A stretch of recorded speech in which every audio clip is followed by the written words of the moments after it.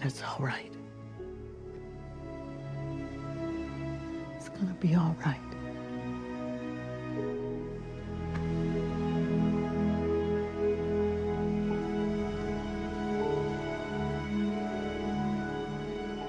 What up, y'all?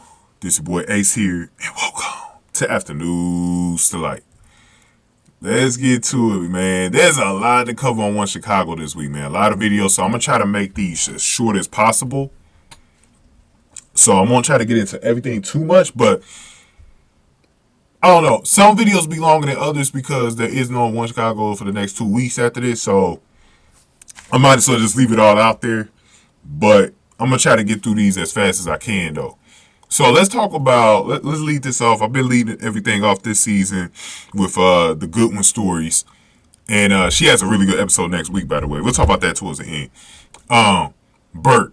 So, very sad episode.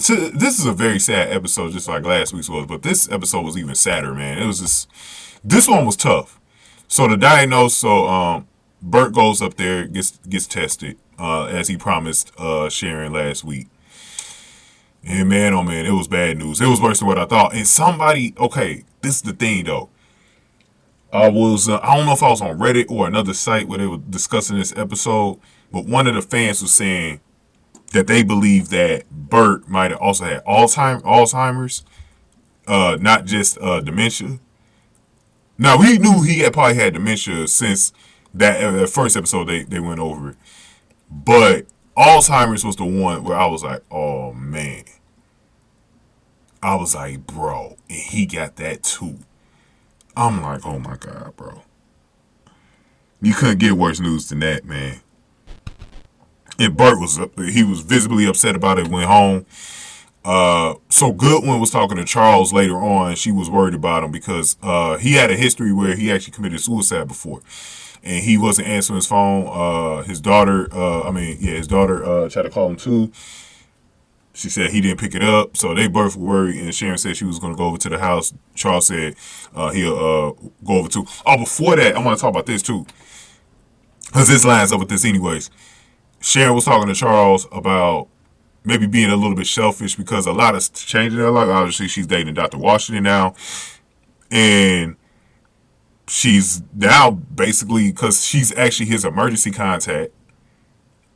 And she has to take care of him during this time.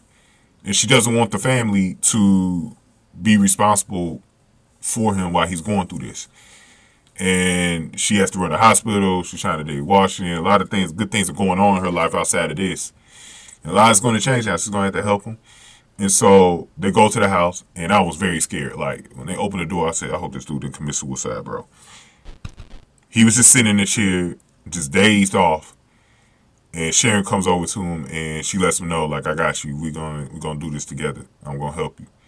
So, I don't think Sharon, she would have never, I don't think Dr. Charles changed her at all. I don't think she would have ever not taken care of him. Like, she would have taken care of him. Like, but it's okay to feel selfish. Like, that was the thing that, I agree with Dr. Charles on.